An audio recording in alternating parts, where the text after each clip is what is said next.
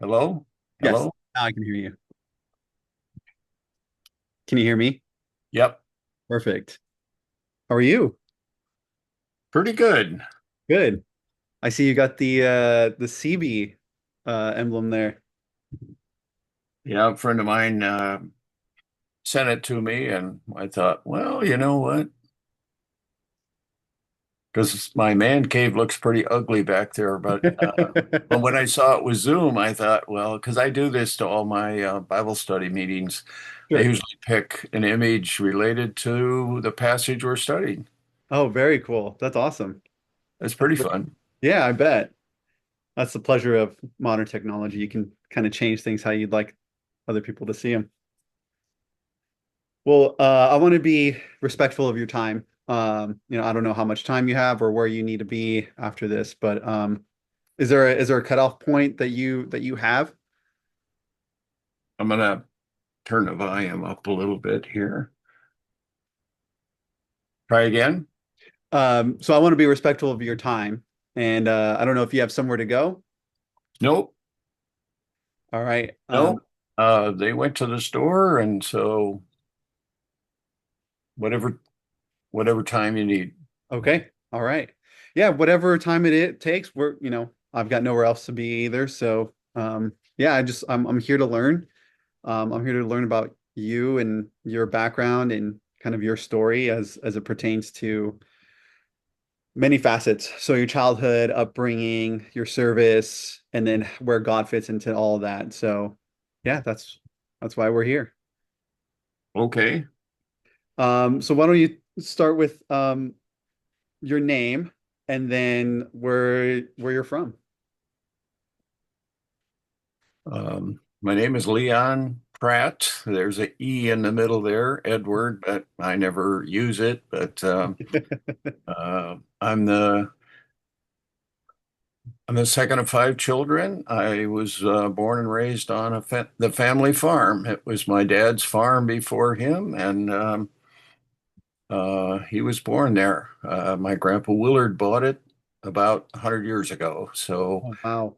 Um, So after World War II, my mom and dad were married. He worked a couple of years and then he decided to buy the farm.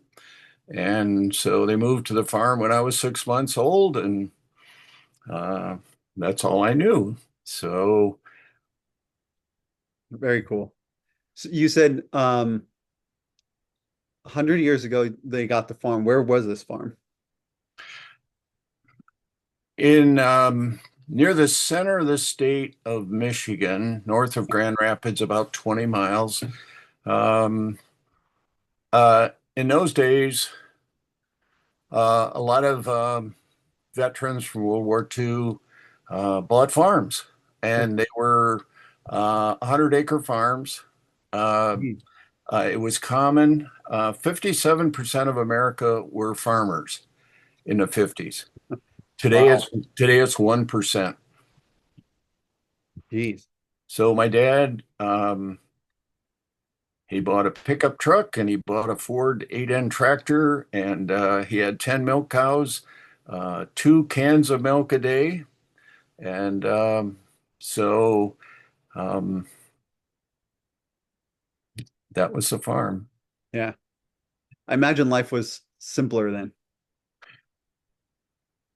Much simpler. Um,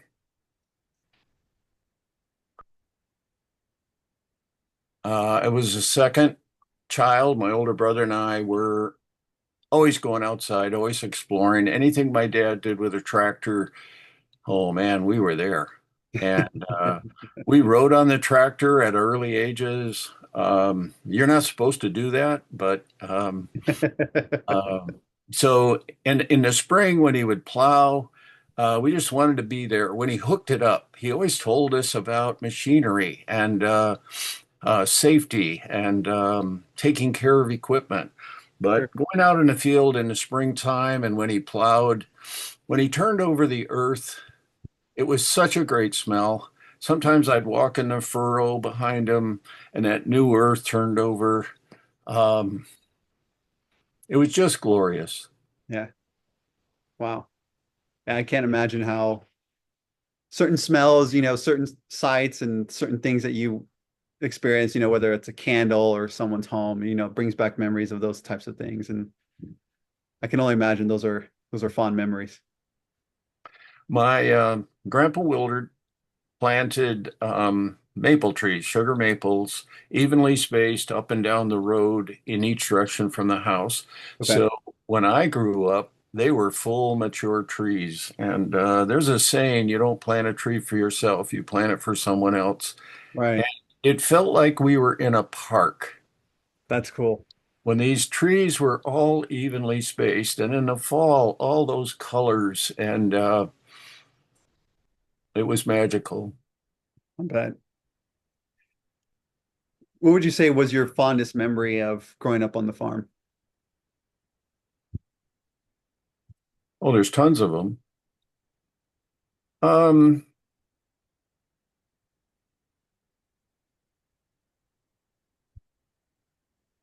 the family unity, um, we worked hard, we worked together. It never crossed our mind not to help. Mm, We had a big garden. My mom canned. My dad worked hard. There was, it was probably not only our family unit, but the extended family unit. The Gilberts, my mom's side of the family. Um, the Gilberts really liked to get together, and they didn't need much of an excuse. right. And um, it was this bigger extended family. We got together for Christmas, and it was so big we rented a hall in Cedar Springs. And after Christmas morning, we'd go down to the hall, and there was all these. All these farm women making food. Oh my word! And the games, and the laughter, and it was the chemistry Sure. of family Right. um, was tremendous. Wow. Do you think we've lost that? Very much so.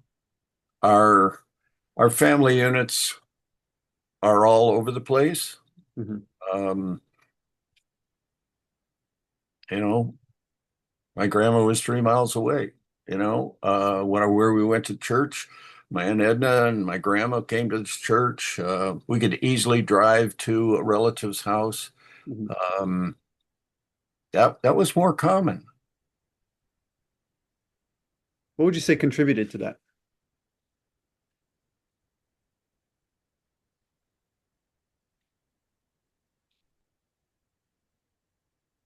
Well, that's a good question.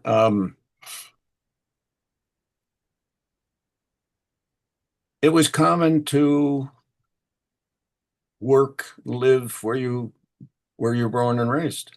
Right. Uh, you didn't really move that far away. Jobs today, you look on the internet, and you can get a job anywhere else, but um, it wasn't like that.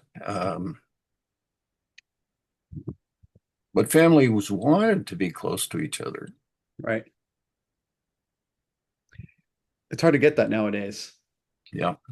You have your divorces, your separations, your whatevers, and You then never heard of a divorce, just never heard of a divorce.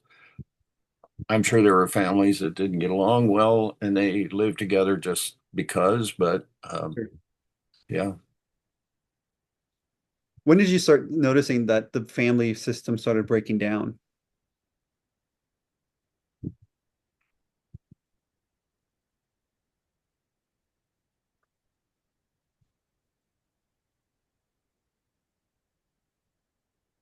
I think when I went to college and you start to hear people's backgrounds and you go, wow, mine wasn't like that. And certainly when I went in the military and you start traveling all over the country and yeah, it's um, it's breaking down. Hmm. Were there any key moments or people in your childhood that had a big influence on you and who you became? Oh, certainly my mom and dad, um, they were people of faith. And I think your question was their faith a religion? Mhm. And I don't really care for the word religion because it's something contrived. Faith is um, I like the phrase faith is a human being, religion is a human doing. Mm, So I would rather be a human being. right, Religion is doing. Okay, it's like checking off things, and I did this, I did that. Okay, I held the door for this person. I did my good deed for the day. Now I'm done. right. Uh, Faith is human being, Mm, and my parents lived their faith. right. And in church on Sunday, when it said "love your neighbor," that's what I saw. Mm, Neighbors help neighbors. That was a difference in that community. Um, and it didn't matter if you were if they went to church or not. You helped each other, and uh, and you didn't steal from one another. You didn't lock your doors. You left your keys in your car and your tractor. I mean, you could park it anywhere. right, You didn't steal from your neighbor. You helped your neighbor, right. and uh, uh, so we didn't lock our doors. And when my mom passed, she stayed on the family farm. She had two locks on the door. Mm. So that's how much culture changed, Not for the better. not for the better. Still, still decent people in many areas. Uh, Sure. one of the fascinating stories of people helping each other was filling a silo with chopped corn. Huh. That was very labor intensive, and no farmer could do it all themselves. There was seven or eight farmers that helped each other fill each other's silos Mm, because it was chopped, cutting the corn stalks in the field. That's why you see these corn stalks on Halloween. right. That's how we brought it in. Was a shock. They call it a shock of corn with a string on it. And there was a corn binder that cut it. And guys would go out with wagons, throw it on the wagons. You bring it in. They put a chopper up next to the silo, and somebody would, okay, hey, my tractor's good for that. They'd line it up. And here is all this chatter and chemistry. And when you're a kid and you're watching all of this, it was the Church of Acts. When you hear about the Church of Acts and you read about it, everyone gave as anyone needed. That's what they did. And uh, and there were a couple other the women that would come and help feed this crew. So if you went in the house, the flowers flying, and they're chattering, but they're making all kinds of stuff to feed this crew, and it was wonderful. I think people came together for Katrina and a whole lot of other things. So the America can do that, but Right. we're missing that. Mm. What would bring it back? Oh, um, probably an attack on our country to force us to go back to living more simply and raising our own food and helping each other. Affluence has it's been a blessing and a curse. Sure. Uh, so You've been talking about faith a little bit, and you mentioned the Book of Acts, and one thing that popped in my head was some people would argue that Acts was a biblical support for like Christian socialism, essentially. And I've heard it. I don't know that I agree with it, but what would be your response to that?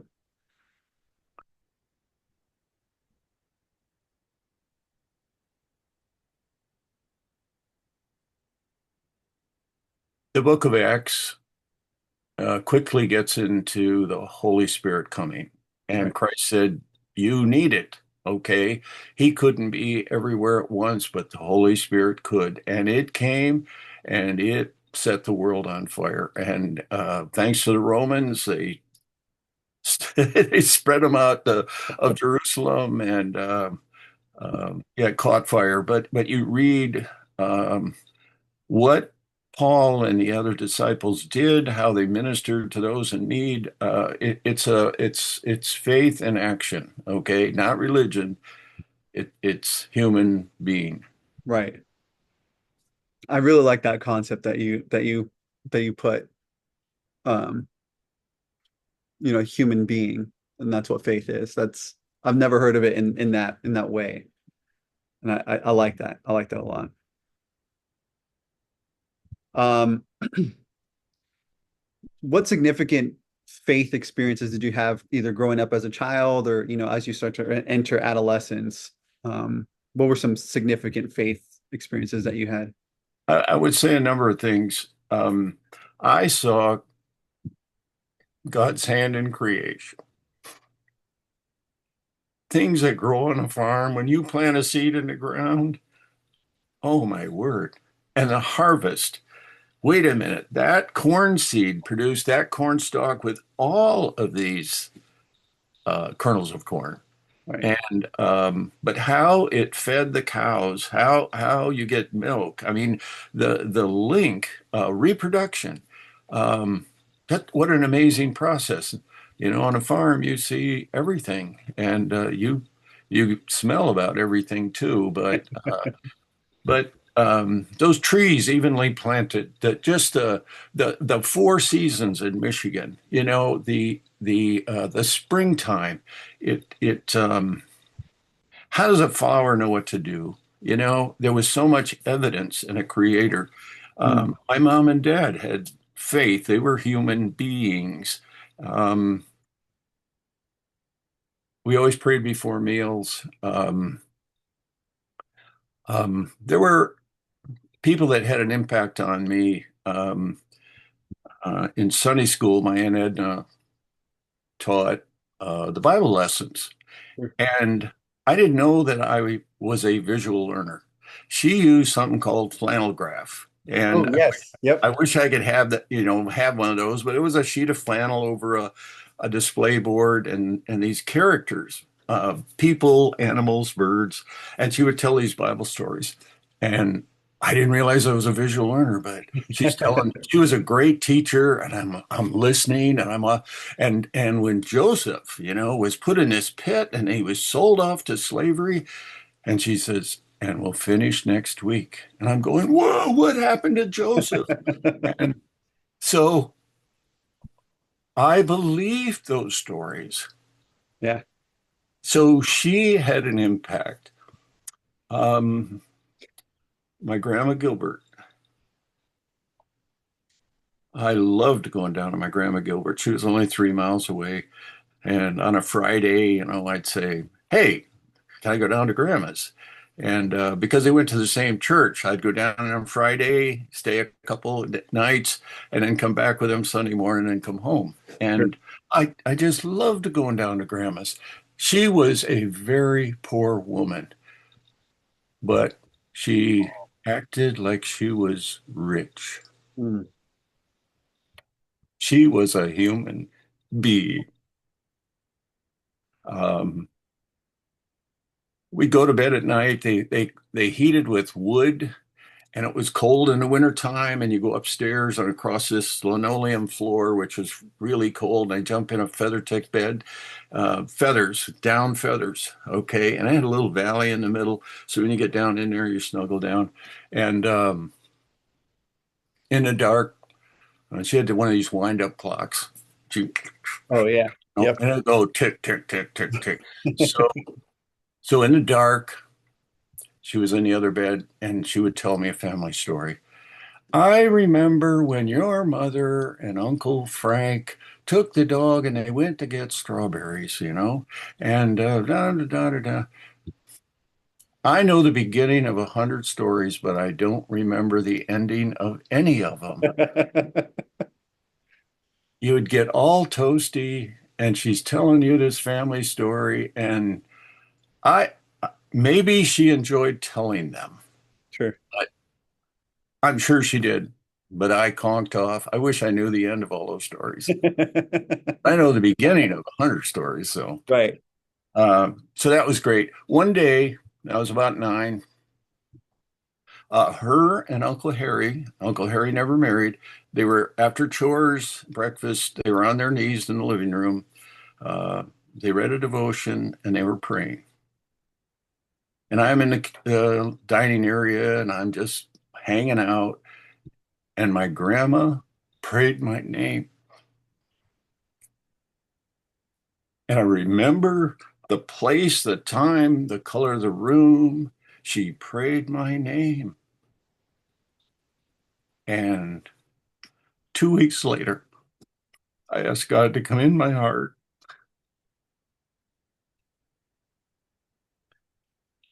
As for salvation, when you pray someone's name, and I never told her, someday I will. Yeah. Thank you for sharing that. That's such a that's a touching story. Thank you. A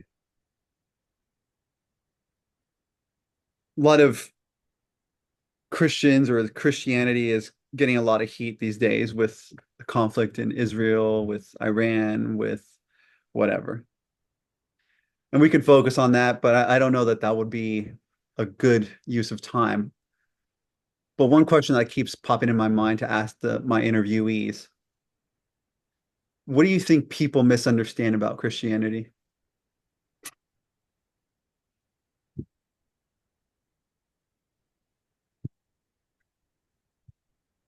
You don't have faith without the Holy Spirit. The Holy Spirit helps you understand. It opens your heart and your mind right down to your soul. When you don't have faith, you don't have that. So from a distance, it can look odd. It can sound odd. Can you actually believe that Jesus raised someone from the dead? Sure. Well, I do, but okay. Do you believe your prayers actually go beyond the ceiling? Is there a being that can hear you?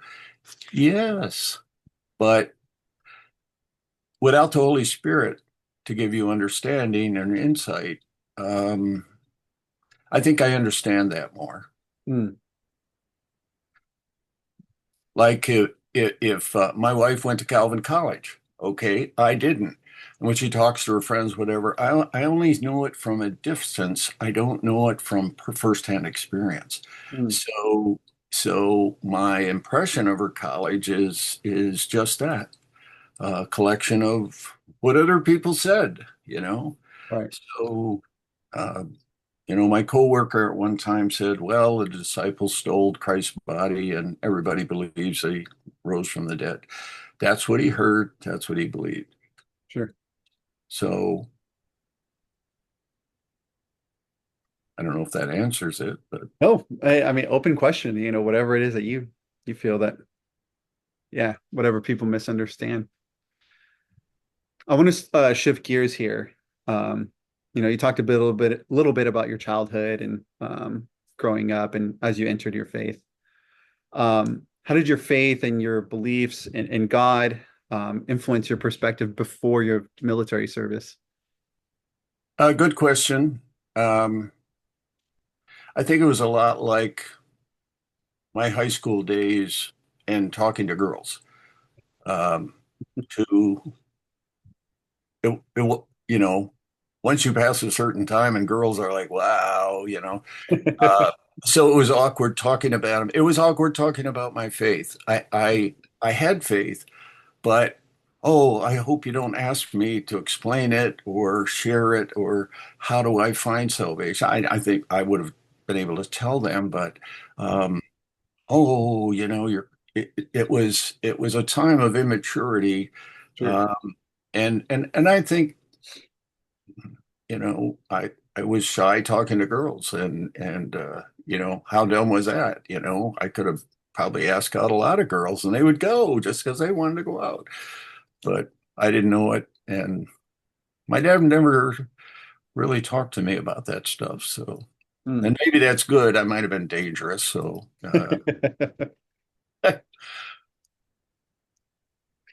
So you start to go through adolescence, and you mentioned high school, going through your faith and feeling immature in your faith. Um, and the one thing that stands out about Vietnam is that there was selective service. Were you selected? Did you volunteer? How did your journey start at that point? good question. I went to high school 62 to 66. Vietnam was ramping up. Um, so we were aware of it.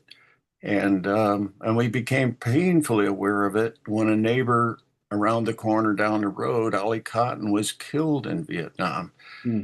I remember how shocking that was to actually know someone that died in Vietnam. Mhm. Um, it seemed unreal, but also color television came in the early 60s, and so we could see Vietnam. Sure. It's the first televised war, and it was nasty. And so we were very aware of it. Our country was really torn up. Race riots in 68, 69, Martin Luther King was assassinated. So that, I mean, our country was all tore up, angry at each other. And so I went to Ferris to college. I thought I wanted to get into building construction. So I took a 2-year degree. And in December of 69, they had the Vietnam draft. Right. And we were all in this room and watching the numbers come out just like a bingo. And my number was 46. And in our dorm rooms, all the guys, two guys to a dorm, there were two pictures on the door, and mine had the number 42 and a bomb, and my roommate had balloons and 253 or something like that. Hmm. So I knew I was going to go. So one of the guys that graduated ahead of me in this building construction program went into something called the Seabees. They were construction. Well, he went to a recruiter in Mount Pleasant. So I called a recruiter and started the process. And I also called my draft board and said that I was attempting to get into the Seabees if there was any consideration Sure. uh, of that. And so I got a call. And so March 4, um, 1970, took a long bus ride to Detroit. And uh, I'd never left the state of Michigan Hmm. before that. Country boy. Yeah. What was that experience like, that transition? You just said, growing up in Michigan and never having left. What was that transition like? Well, boot camp is strange. They try to whip everybody into a single unit Sure. and one way to think and one way to do things. But guys are coming. It was cool meeting guys from all over the United States. Right. Jack Lumbar showed up from California, big handlebar mustache and hair all the way down. And Jim Pimentel from Boston they all had a swagger. And then, uh, just from all over the country. But we all got buzz your hair, clean shaven. Within a day, hey, you all look the same. So, um, but that's, I mean, that part was interesting, but it was pretty narrow because you just stay on this base. Sure. And so, but there I got sent to Coronado, California. That was kind of a holding tank for CBs until they got a permanent assignment. So, yeah, whew, San Diego, Yeah. Southern California in 1970, um, the life was in the fast lane, hippies, uh, we rented a taxi and went into Tijuana. I had never seen poverty Mm, before. Um, I almost couldn't believe how people lived. mhm. You know, you see San Diego and then you see Tijuana. It's not that far away, Oh, and just but anyway, then yeah, mm, then I got assigned to CB number 3 in Port Hueneme, California, which is hour and some change north of LA, okay. right near the coast. Right. So, So for those who may watch this and be wondering what a CB is, what's a CB? all right. CB stands for Construction Battalion, and they have this, this B thing with a machine gun and a wrench, or a machine gun and a hammer. Right. Uh, CB started in World War II because as they captured more islands in the Pacific, they needed landing strips. Yeah. Well, they have to be cleared, and actually somebody's got to put the landing strip down. So CBs did that, and they were under fire. They lived in horrible conditions. Um, Hardly anybody knew about them, but oh my word, so you got to build bases, housing, landing strips, so the military machine can be and go, Yeah. Yeah. And what was your role or your position as a CB? Like, what was your primary duty? I was classified an engineering aide because I had 2 years of college. That was layout, drafting, blueprints. I only worked, uh, we could join for a 30-month enlistment if you qualified like a journeyman or whatever. You could join for 30 months. Okay. So only 2 days out of 30 months did I actually do what I was rated to do. When I got to uh, NMCB3, I was assigned to Delta Company, and they said, "Hey, you've got college experience. We need a company clerk." What's that? Well, it's you work in the office and it's typing and all of that, but manual typewriters and uh, you have copy paper in between Right. the pages, and you can't make mistakes. So, and then what was funny is the one chief says, "Hey, you want to get out of morning inspection?" I said, "Sure." He said, he said, "When we come off out of muster and we come in and that coffee red light is on," he said, "you can drive right by us, and as long as the coffee's on when we come in." So I drove right by everybody, parked, and you know, made Nice. sure the coffee light was on. Right. That's awesome. What were some of your most memorable experiences uh, throughout being a CB and, learning the way that CBs function? Well, I took it seriously. I thought, oh, this is really important, and we had quarterly reports on everybody, and when you had carbon paper in between there, nobody got a copy. You were pretty important if you got a copy. So tick, tick, tick, tick, tick, and but fortunately, we found out that Roland Durkin from Oregon could type 60 words a minute. So when the quarterly reports came in, I said, "Hey, Durkin." So he came in and he's like, ding, ding. My job was to stand in the doorway and watch for somebody from another company. And when Okay. they came down the hallway, I would say, "Roland." And he would go tick, tick, tick, tick, tick. And then when it was all clear, I'd say, "All clear." Brrr, ding, because you stole people. Like, well, anybody could type that. Well, other companies stole them. Right, So right. it's funny stuff. Yeah. So shifting gears a little bit, Vietnam is happening.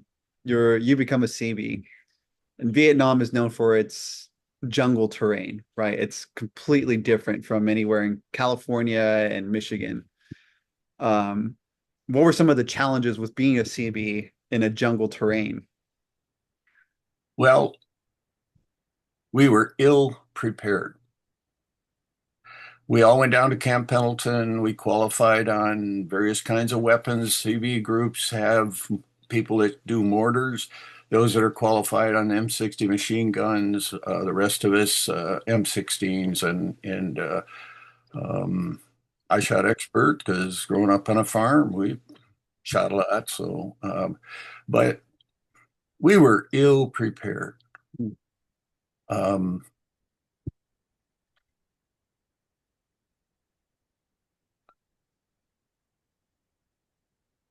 they spent more time about trimming your toenails than really preparing us mentally, physically, emotionally. Mm. And I'm going to allude to that later on, but um, we this is good. We went to boot camp. The Navy has a saying, "Home is where your sea bag is." So, you get all your uniforms and they're labeled and stuff and goes in your sea bag. Well, my sea bag and I went to Coronado.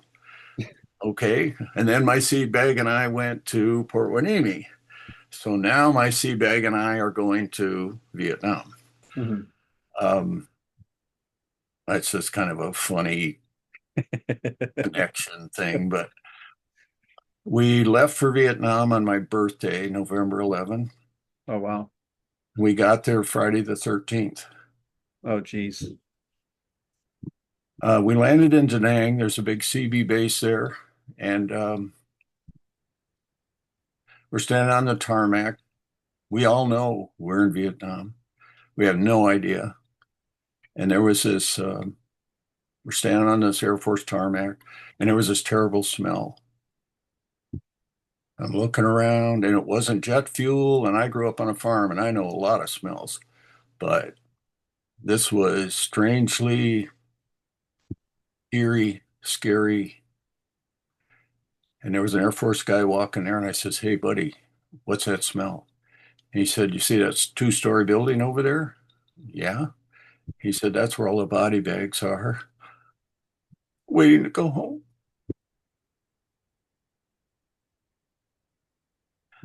The smell of death.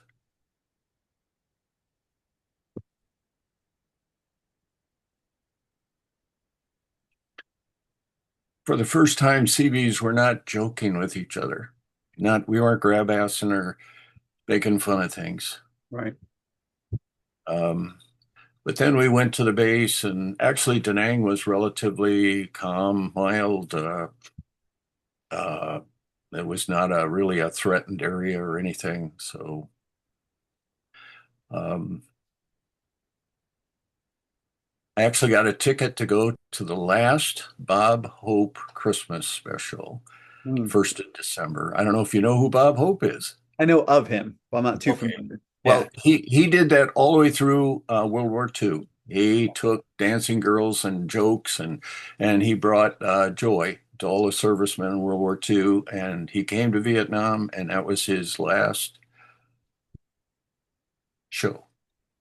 And I got to go, and that was only because I worked in the office. And it was a lottery thing, and this truck showed up, and one guy didn't show up, and I said, "I'll go." So I took the ticket, hopped in, and so I went. Um, so it wasn't long. We got our assignment. Delta Company was going to caravan down to the southern part of Vietnam, Mm. over 500 miles in a war zone, caravan with trucks.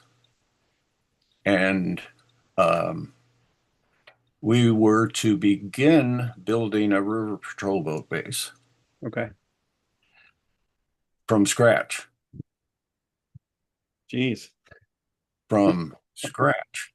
So we left about 2 weeks before Christmas. It took us about a week to drive 500 miles, Right. but we had truckloads full of plywood, two by fours, cots, and I mean, all kinds of stuff. Right. And so we rode on the trucks. We get down kind of between the plywood and you know, I'm just glad they didn't have those roadside bombs like they did in Afghanistan. Um, but uh, we never took fire, and it was no secret who we were. Right. So anyway, we stayed with various military bases all the way down, some good, not so bad. A lot of people think about war and actual combat stuff. Nobody really thinks about how you live. Right. Uh, some live very well. Some it's very bad conditions. So we get down all the way down to the delta. I mean, it's as flat as a billiard table, and mostly rice paddies and Mm. a lot of rivers. And that's where all the munitions the Russians were sending in, and Chinese were supplying the Viet Cong. So the boat patrol boat bases were to cut them off. Right. So we pulled in, and here's sand filled over rice paddy next to the river. The area was about 2 football fields out from the river. Okay. And the football field size next to the river was where the permanent base would go. The place further out is where we started and needed to build temporary Mm. housing. Okay. Okay. So it's was like a moon landing. There's nothing there. No bathrooms, no cafeteria, no Wi-Fi, you know. So if you had a GPS, it would have said, "You have arrived." So we had a Marine gunny sergeant with us, and he went around the perimeter, and he said, "You and Tom, this is your defensive position. Dig a hole that you can set in, 2 men to a hole." So he dug a hole with a little shelf in it where you could set. And I watched for 2 hours. Tom would sleep. Then we switch. Right. And a hole in the sand. And nobody slept much that night. Right. And I think people that um, weren't praying people, I think maybe they began to be praying people. But um, the next day, well, it was all sea rations, the meals in a can. Yep. So, um, so the next day, he said, "We need volunteers to fill sandbags and run concertina wire around the outside." And I never saw Seabees move so fast. Well, here's a cool story about the sandbags. It's easy to fill a sandbag, but it's not easy to tie it. Tie it to where when you pick it up and throw it down, that it stays tied. They go together like bricks. You stack them like bricks. Right. Half the time, nobody really tied them very well. But I remember our feed bags on the farm. I remember watching my dad tie one called a miller's knot. And well, I tried 2 or 3 times and I think, whoa, I think I got it. And I threw the bag down, took another bag, tied the miller knot, threw the bag down, tied another one, threw the bag down. And I says, "Hey guys, look at this." And they said, "What's that?" I said, "It's a miller's knot." "Show us how to do that." Most of the sandbags, 32,000 sandbags, were tied with a miller's knot from a farmer from Ensley Center, Michigan.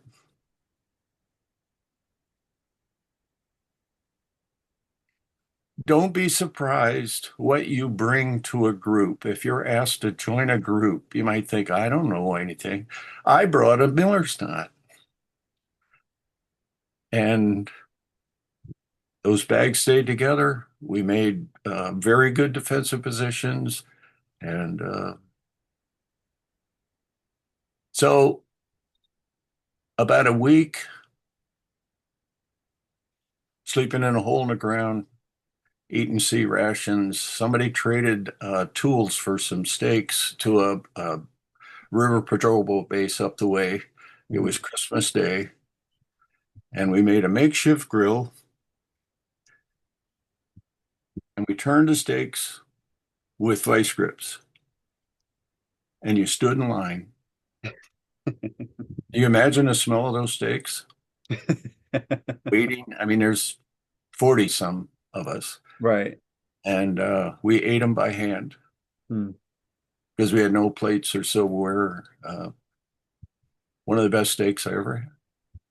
Wow.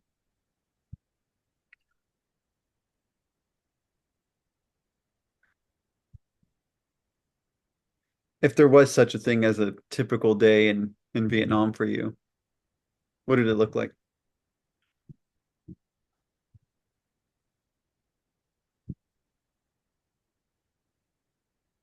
That was our mainly our typical day. Hmm. Um, we moved from the hole in the ground to cots with mosquito nets, and we built up sandbags in front of us. So when you laid down, you were behind cover. Um, I thought about that since. It's surprising how quick your mind goes to normal. Hmm. This is normal. Right. It's surprising what you live with and what you live without. Hmm. Um, I think the way we're geared, your mind wants to go to normal as quick as it can. Oh, this is what we do today. This is what we're going to do today. This is where we are. Oh, and there's chatter with one another, and you're laughing, you're doing stuff, and this is normal. This is where my sea bag is. Home is where my sea bag is. Right. Uh, so, there was our showers were just airstrip matting on the ground with overhead pipes. You're out in front of God and everybody. Oh, we could grow beards. We could put in a request and we grew beards. So normal. Uh, cut off greens, no shirt, beards, and jungle boots. Hmm. Dress of the day. And nobody messed with you because you had M16 live ammo and hand grenades, so nobody messed with you. Right. When you look at films like Forrest Gump, Full Metal Jacket, I don't know if you're familiar with either one of them. Sure. Um, how much of those films are captured what really happened in Vietnam? How much of those is off base? Um, what would you say about films like those? Well, we did not go out and search for it like Mm, Forrest Gump. right, We were defensive. right. So, but Forrest Gump, the sound of the gunfire, could you, that's real. It's not bang and it's the bullet flies by and then you hear the sound. Mm, wow, that's got to be scary. Yeah, yeah, you won't know the bullet that kills you Mm, because it'll hit you before the sound gets there, if it's a fatal hit. But everything was normal, and in February, now we're in February, and we're starting to build hooches, and guys are starting to actually live in a hooch is 3 sheets of plywood long okay. and a couple sheets of plywood wide, and the plywood is floor, 2x4s, and plywood on the floor. Plywood horizontally along the side, and then mosquito net So 4 feet of plywood, 4 feet of mosquito net, um, 24 feet by maybe 12, six, six guys on a side, 12 guys in a hooch, and that's a squad. Hmm. So you're about one step off the sand. So um, we got our water from a little community about a half mile away. Kamau is the name of that's, if anybody wants to know where we were, Kamau. But they would take a water buffalo with one of the trucks, and that's a great big water storage container on two wheels. Well, they went there all the time. The interpreter went with him. And so he came back in February, and he didn't follow his normal routine. Hmm. He stopped when he came into camp, but for some reason, he wanted to go to his hooch. I don't know if he wanted to drop something off or pick something up. I don't know if he bought something on the black market and he wanted to put it in his hooch. I don't know. Um, and then the cab of the truck blew up. He got 30 steps away from it, and the Viet Cong had put a satchel charge under his seat with a timer. Jeez. And he changed his routine, walked away 30 steps, and we all heard it. I got pictures of it.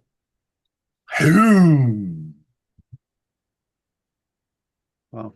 And we should have known at this time that the interpreter was not our friend. He said he had to would take care of business and he would walk back. And we Yeah. didn't really see anything into that, but it was going to work out later that he was dirty. Hmm. So um, that was in February. And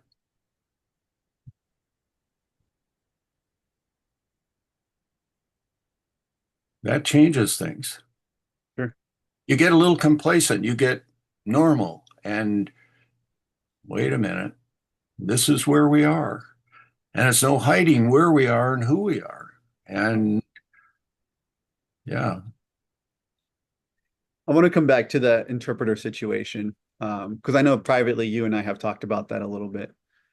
But really quickly, what did you understand about the people of Vietnam, about the Viet Cong, about any allies that you had? What was yours or your maybe the military's understanding of the people that they were fighting against or with? the people of South Vietnam were in a tough spot. Um, you have two different countries at war in your country. Hmm. When we caravan down, I saw the real people of Vietnam. Women washing their clothes in a stream or on the edge of a river. Right. I don't know how it got clean, but it got clean. Oh, we went through this one village, and here's this chief driving around a Ford tractor. We gave him tractors to help. Well, you don't drive a tractor in a rice paddy; it just sinks up to the hub. So he just drove it around as a status symbol. And when they broke, they just parked them because they didn't have parts. They didn't know how to fix them. Mm. So that was our tax dollars at work. But um, children, uh, everyday people, uh, making a living, taking care of themselves, and the real people of South Vietnam Right. uh, was worth. The whole idea was to limit communism spreading to them, and that's why we were there. But yeah, but the people, they loved their children. You could see it. You didn't speak their language, but oh, they had great French bread. We would, because the French were there way before us doing Right, the right. same thing. And so you didn't trust their food a lot, but when you drove through some of these villages, hey, we get some bread. And uh, so, yeah, I don't know if that answers your question. Yeah, for sure. Yeah. Before going to Vietnam, what was your stance? What was your position on whether or not the US should be there?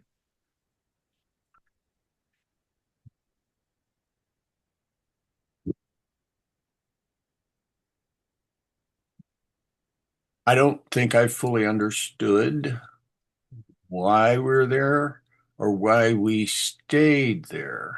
Hmm. It was costing us a lot of lives, and it didn't seem like we were winning anything. Yeah. In World War II, you fought and you held a line. In Vietnam, you fought and left. Hmm. Uh, um, I didn't. I didn't think about going to Canada or not serving. Okay, my country. I didn't volunteer actually, but I didn't back out. Right. I had a job to do. I was going to do it. I was going to serve. Mhm. How has your position changed since leaving the war? Like once you had your experience, what was your impression afterwards? If you Google the most corrupt president and first lady, you get Lyndon and Lady Bird Johnson.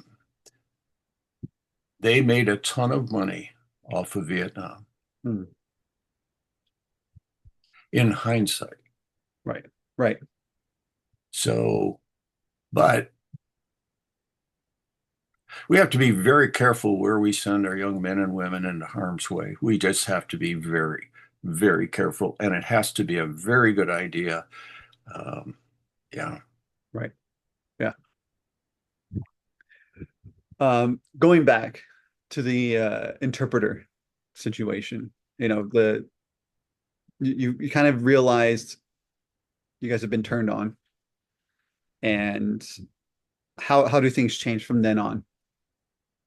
Well, we didn't realize he was dirty in February, but in March 5th, a year after I came in, I was in the office when he came in and he goes, "Oh, I got to leave. I got to leave." That wasn't uncommon. So, oh, okay. Um, the next morning, we were hit in all the vital spots of our camp. Wow. He gave us away. And how do I know that he gave us away? Because other people say, well, um, where they hit us, how they hit us. Our Marine gunny sergeant slept in the end hooch. This was 3 in the morning. So they had fresh intelligence. They had the cover of darkness and they had the element of surprise. And the way our camp was laid out was stupid. That left ourselves vulnerable. The odds maker in Vegas would have predicted a dozen killed and a dozen wounded. Hmm. Now, we had a hooch on the west end. We also had a 15-foot tower. So the tower was on the end where they expected where an attack would come from. We had a hooch on the end with 12 Seabees in it, protected by one layer of plywood, a mosquito net. Right. How stupid is that? We could have easily parked a bulldozer in front of it, but I, you know. And on the other side, the Marine gunny sergeant, as soon as the attack started, well, it was a rocket attack, Russian-made rockets. Hmm. Um, there were two bullet holes through his pillow and one through his nightstand. Wow. Somebody had to know exactly where he slept, which end of the bed he slept on, and how high the bed was to shoot at night, and he had to be real close. Right. Now we had corner gun emplacements, but they didn't have night vision. And I think now maybe it would have been cool to have a dog. I think they would have alerted. But anyway, he on the first crack, he jumped up. Wow. The hand of God. And that's important in this. My people were praying at home. My mother was a prayer warrior.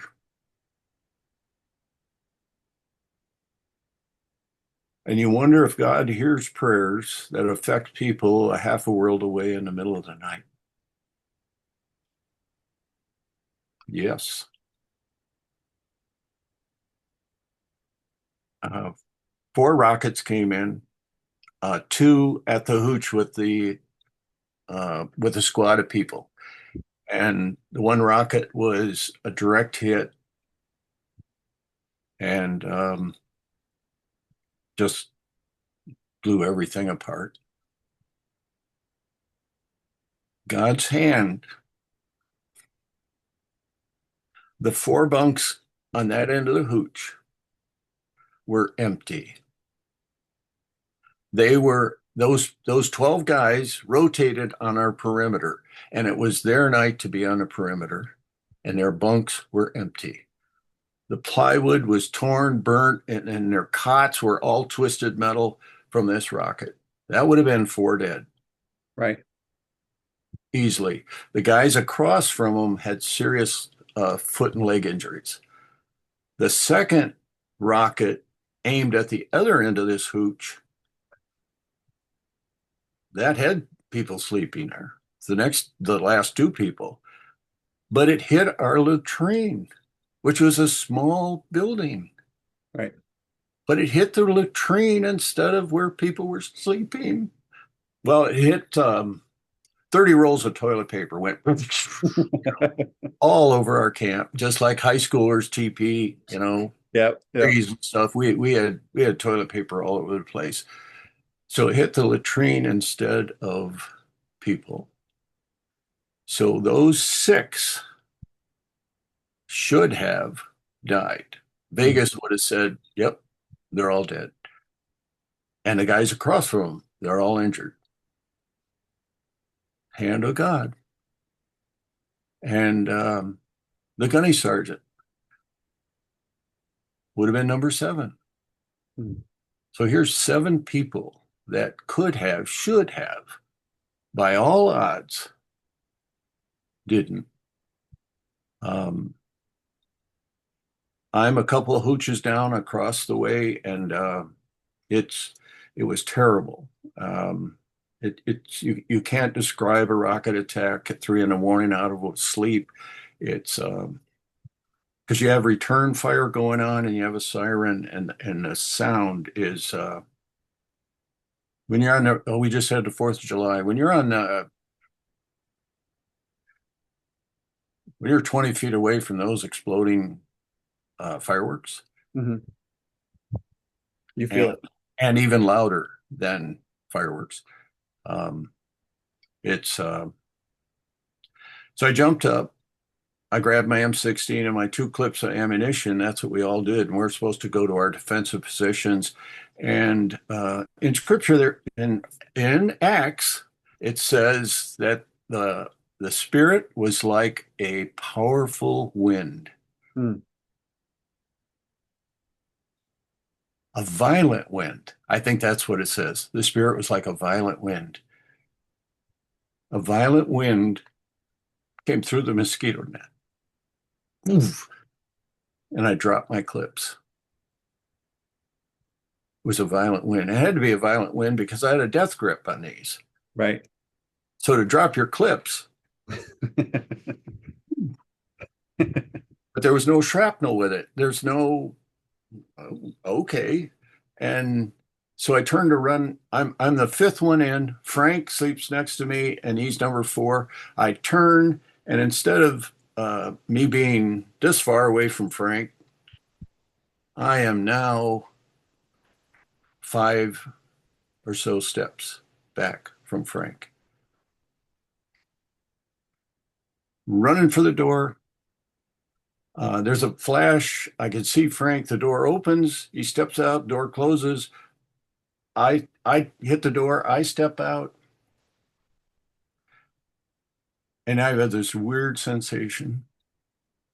And it wasn't the night air. It wasn't that we were under attack. It was, ooh, there was a this strange environment right there. And I just off to my defensive position. And it wasn't until almost close to noon that we got an all clear. And I walked back toward the hooch. We're all in shock. Right. Uh, you're just you're walking, but you're not feeling it. You're staring, uh, and there was a couple guys by the hooch, and I said, "Are you guys okay?" And they didn't really answer me. They just said, "This is where Frank died." Frank, I saw him run out the door, and he said, "Well, as soon as he stepped out here, he got hit by a rocket, and his body was blown to pieces."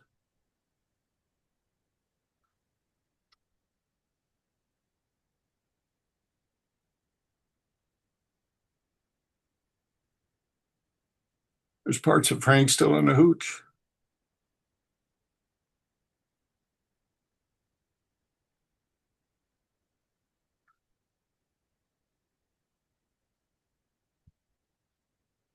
I think of when a person, I've thought about it since, I think when a person goes from totally alive to totally dead, there's a tremor in the force. When his spirit leaves, I mean, it's unbelievable and unimaginable, and something happens. And I call it a tremor in the force. And I think if you want to look at it like dropping a pebble into a bucket of water, when it passes from one medium to the other, there's ripples. I think I stepped in one of Frank's ripples, a very rare, odd, strange experience. And I never told anybody. I never told anybody about dropping my clips. I knew then that God saved my life. I would have been this close to Frank.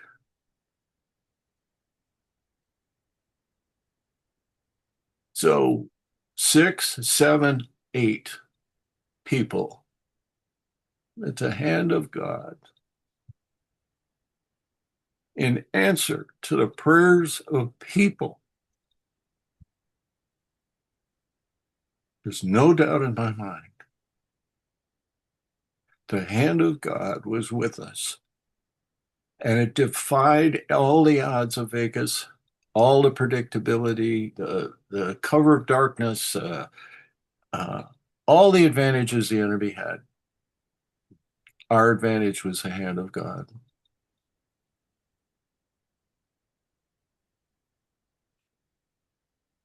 The the corpsman that chased around, bandaged up the wounded over there, and I think he had to pick up Frank's pieces and put him in the body bag. And I knew where it was going in Da Nang in that building.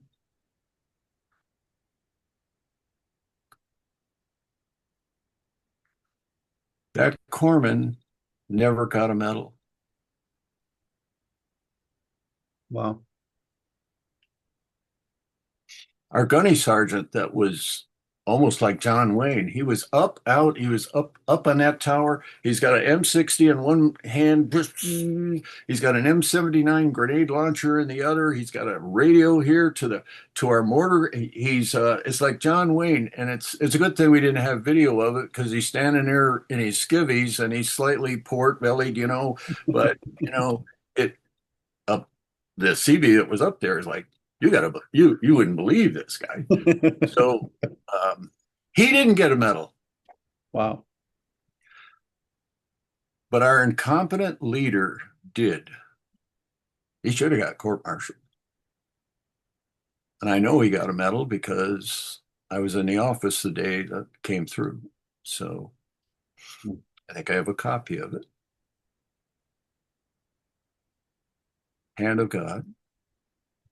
Definitely.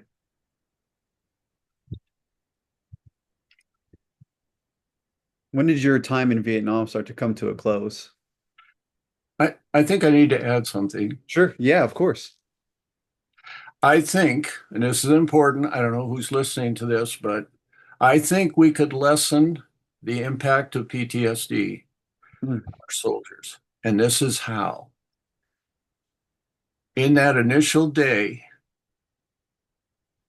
everything was at this level. The shock, the trauma. We did not raise a glass for Frank. Hmm. We did not come together,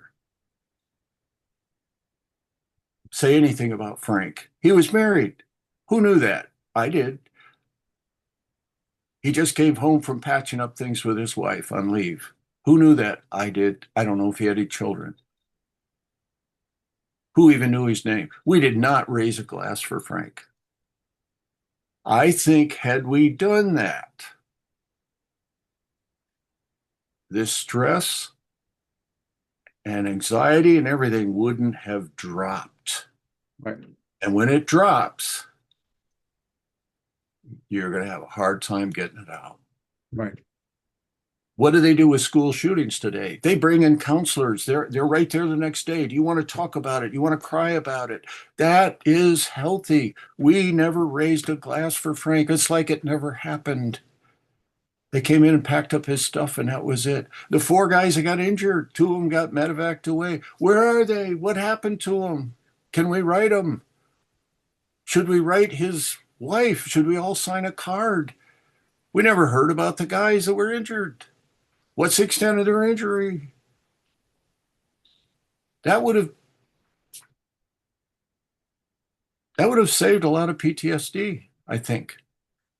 Still, there's a certain amount of trauma with that, of course, but um, it needs to be said. Um, and we were ill prepared. Somebody asked me, "Well, could you have done that on your own?" Well, yeah, I guess so. Before we left, we should have been empowered to do that. Mhm. If it had been a small group, you're in your squad, somebody dies. You see it in movies. You see old pilots, one pilot doesn't come back. They raise a glass to them.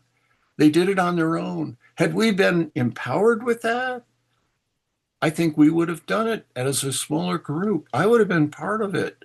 Um, but our leader didn't do jack, and he got a medal. I didn't want to interrupt, but I thought No, no, no, please. that was particularly important. No, of course.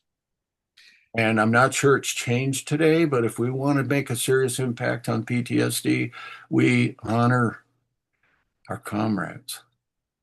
And you do it as soon as when it's safe and um, you respect the injured, you respect the dead. So anyway, No, thank you for sharing that. And we've talked about Frank and we've talked about grieving and the PTSD process. Obviously from my background too, but that's an important piece is being able to process that a bit, even if like we've talked about 5, 10 minutes, even having a glass, whatever that looks like. At what point did you know that your time in Vietnam was coming to a close? oh, we were supposed to be there longer, but Nixon was pulling everything back, and whew, that was okay with us. I don't remember a lot. After that, I saw pictures of our camp and whatever. Wow, uh, you're. I wasn't thinking straight. I wasn't the same person, and I don't think my home is where the sea bag was. I was not home. It was not normal, Right. and it just. And we got on a plane, and um, yeah. you work 6.5 days and you got Sunday afternoon off.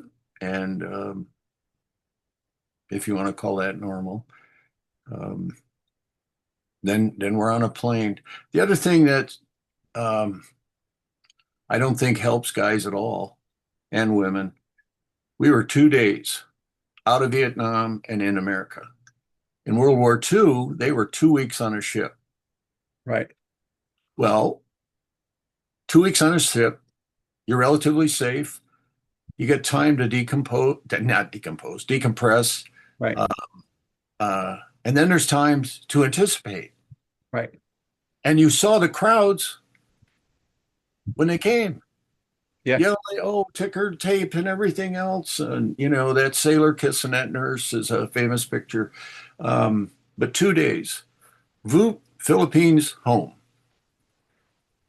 Well, we don't downship that fast, even if you have your sea bag with you. I mean, Right. we landed at Point Magoo in the middle of the night.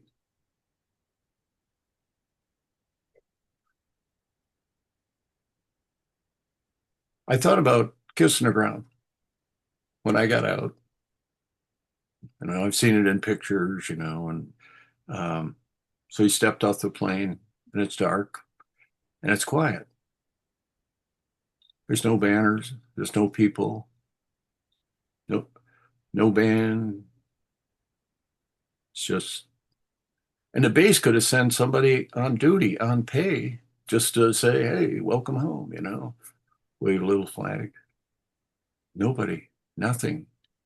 It was just, you're familiar with the fog that comes off the ocean. Well, that was going across some of the lights, the light poles, and I just remember that. That's all it was. Hmm. You got to go home. Some of the people in Vietnam had to stay and deal with whatever was going on. Some of them tried to escape.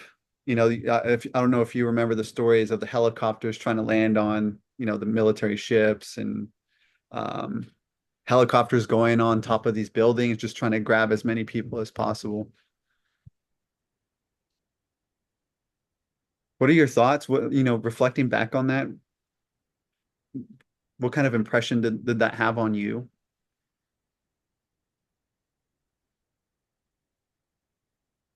It wasn't well planned.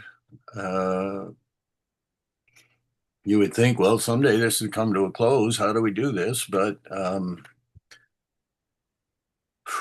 we just left. We left equipment. We left bases. I mean, they're small cities. Some of those bases were cities, and we left equipment, bulldozers, and I mean, uh,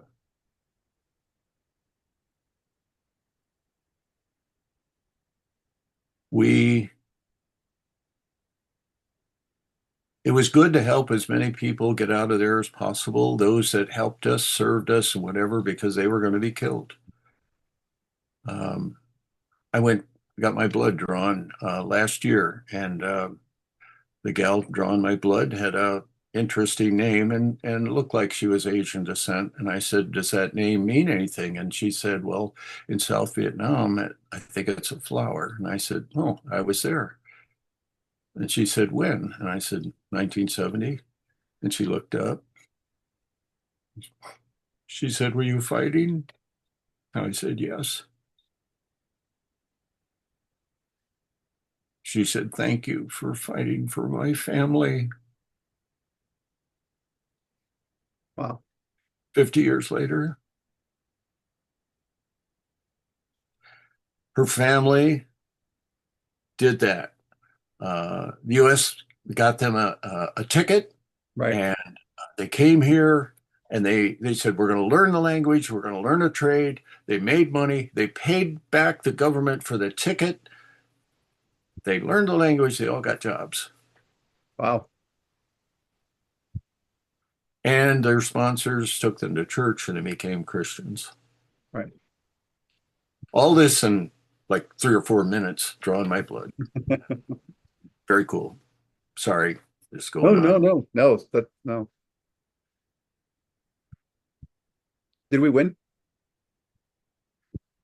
No, it's the only war we didn't win. And I think that added to the PTSD. I think it added to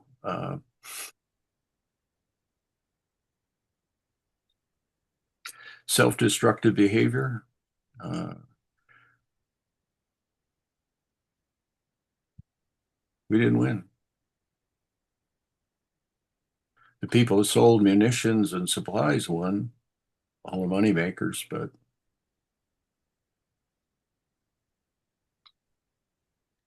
What did we lose? I lost respect in my government and my leaders. Um, money, you know, um, I think world credibility. Hmm.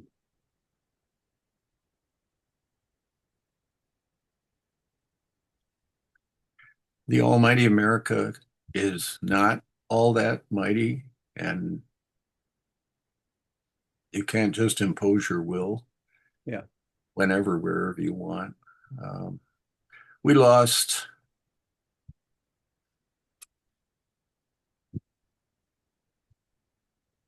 more Vietnam veterans committed suicide than those that were killed in action.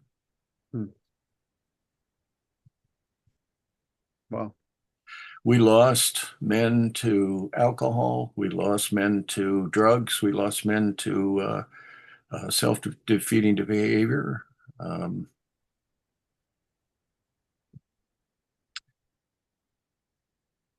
I mean, I saw guys afterwards. Jack went AWOL when we got back. They put him in the brig. Jack, you already went. But he became a conscientious objector, and I don't know if he stayed. I don't know how long he stayed in the brig. Um, guys did strange things when we came back. I won't. I mean, that's another story. Right. Oh, Oh, go ahead. this is how were we greeted when we? I was gonna ask. Yeah, or because I was gonna ask you to share, if you don't mind, the story of going to, was it Denny's? Going to the diner Yes, and yeah. we returned. You know that we in the night with Point Magoo. We got bused to Port Winnie. I didn't sleep. I got up early. I didn't want any more military food. I walked out of the base and I looked up and down, and well, there's a Denny's. So I walked down there. I sat at the counter. And, wow, look at this breakfast. Wow. So I'm eating away, and a young man came down the way and refilled my coffee cup. And I said, I just got back from Vietnam. And he's holding a coffee cup, the pot. He looks at me and he goes, so? And then he walked down the way and filled other people's coffee. Uh, that's what America, that's how we were treated. America said, so? When we traveled, nobody make eye contact, nobody talked to you. I ended up sitting kind of off the side over in a corner. You were in uniform, you were one of them. And and if you had short hair, 70s was all about hair. So you were marked whether you were in uniform or not. Right. Now, when I got home, my people just loved me being home. You know, went It to doesn't, church, a long handshake line. Um,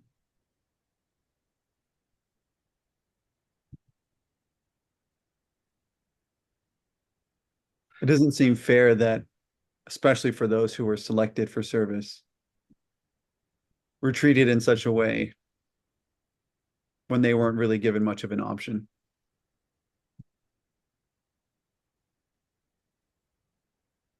Our country was in turmoil in all different directions. Color of your skin, Right. Vietnam, protesting, National Guard in Ohio. After I finished boot camp and before I went to Coronado, they took live ammunition to the dis that uh, The college campus in Ohio. yeah, it was they killed four and injured nine, Yeah. and um, and they were acquitted. So when people looked at you funny or didn't want to talk to you, or you were one of them. Hmm. The Kent State, I was at Kent State. Right, right. Did you feel any anger or resentment towards people who didn't understand?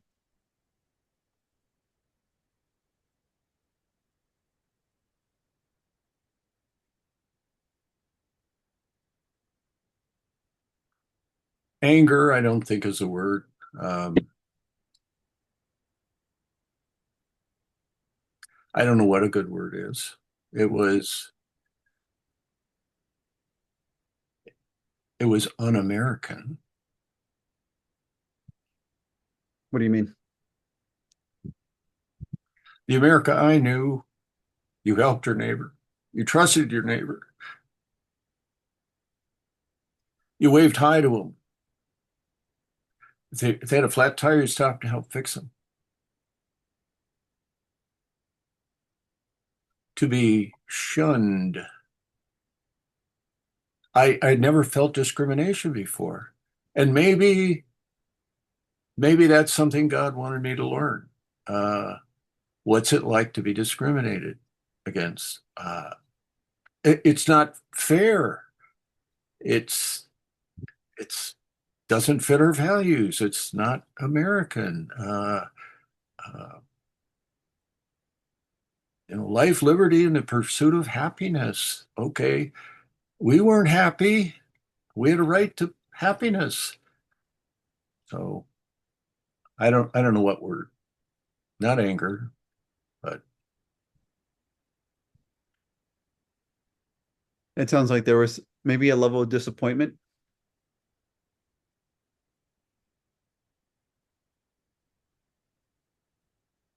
well, when you're 21, 22,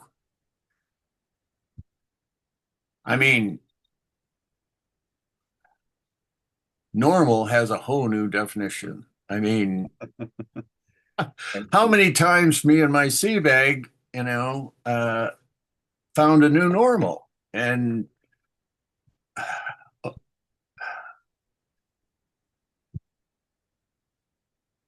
but then out of the blue, you would get random act of kindness from a stranger, and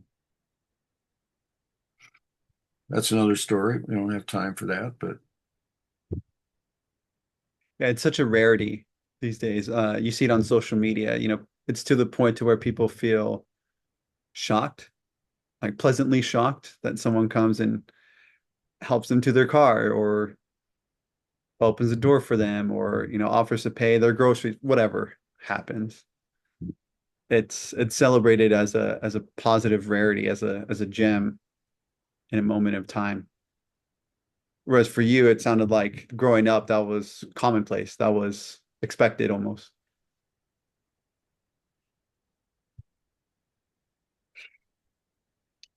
You get back from the war, you have that experience at Denny's.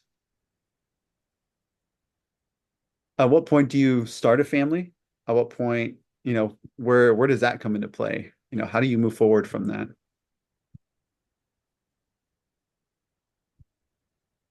well, the Lord probably need to interject something here. Sure. Yeah. At the end of Vietnam, that was the end of my service. Oh, okay. Um, I ended up after leave, I came back, and a friend of mine, Tom Everett, says, "Hey, we're renting an apartment. You want to join us?" And God knew that I needed a balance, and these three guys were a godsend. Hmm. wonderful, educated people, and it was just a great experience to spend time. Now, when God says, birds of a feather stick together, you really need to pick your friends carefully. These were tremendous friends. Rudy was a geology major, and he talked us into backpacking in Yosemite over 4th of July. He was like a walking encyclopedia. And this farm boy had never seen the mountains, and we went in Yosemite. Oh, God knew I needed a balance. It was wonderful. I was with wonderful people. It was wonderful. And then our second deployment was to Guam. Okay. And Doug, my roommate that summer, was also my roommate on Guam. And he was a battalion photographer. And well, hey, Doug, what kind of camera should I buy? Well, there's three things that came out of the Vietnam War: 35 millimeter cameras, high-end cameras, Okay. uh, major stereo equipment, all these components, 100 amps, and drugs. So 2 out of 3 wasn't bad. So I bought my first camera, and Doug tutored me and mentored me. And God would use that for my vocation. Right. But I didn't know that. But that's what God does. Anyway, um, I knew I'd be getting out after Guam. And so I got back at about 6, 7 weeks. But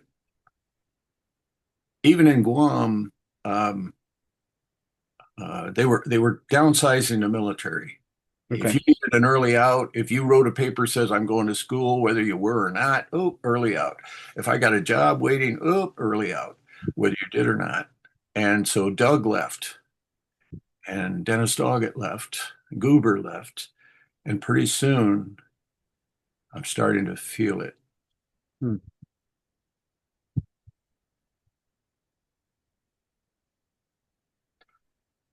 But I didn't know that I was changing, that I was withdrawing. Um, People with PTSD is a lot like you see these space shuttles or spaceships with a moonwalk. Uh-huh. So he's out there tethered by a lifeline. Right. That's the way it is with PTSD. Hmm. You're out there hanging by a lifeline.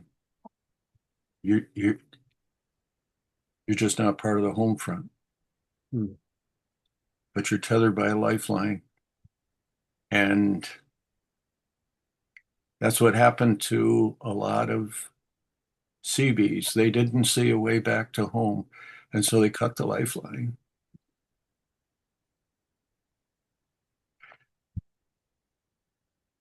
All of us that experience the same thing, we're out there tethered on a lifeline, but we're all together. Right. So we're not alone. We're just not home. We're Yeah. not in the mainstream, but we're all out there. And now my friends are leaving. And so I got back to the United States. I sold my car, but I called this girl, and who we were friends before that. And I says, "Hi, we're back," and she says, "Well, I'll come and pick you up." Okay.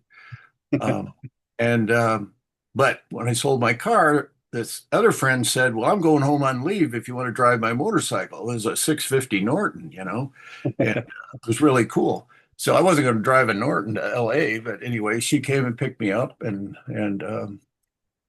I remember that evening I walked outside and I walked around a corner, and it was night, and it was a playground, and it was locked. And I remember standing there. I started to cry. And I think I was on the outside looking in.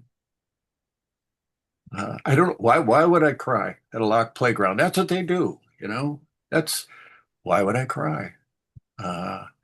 And This girl wanted to be more than a friend. She says, what if we start dating? Well, she was very good looking and good habits and morals. And, I'm like, so I get back to my base. I never called her. Hmm. I had a motorcycle. You think a normal young man, oh man, I'm getting out in 6 weeks. I'm going to ride the coast highway. Wind in whatever hair I had left. I didn't do that.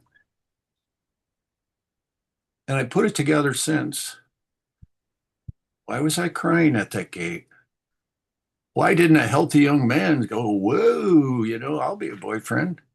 I didn't call her back. I didn't ride on a motorcycle when Highway 1, oh man, Right. I'm not going to do this again. I was I was withdrawing. I was imploding. Right. So, You mentioned the photography, your experiences. How did that shape your career after the service?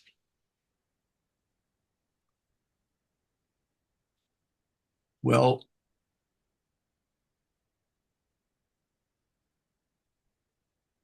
I was in no shape to go anywhere, do anywhere, and God,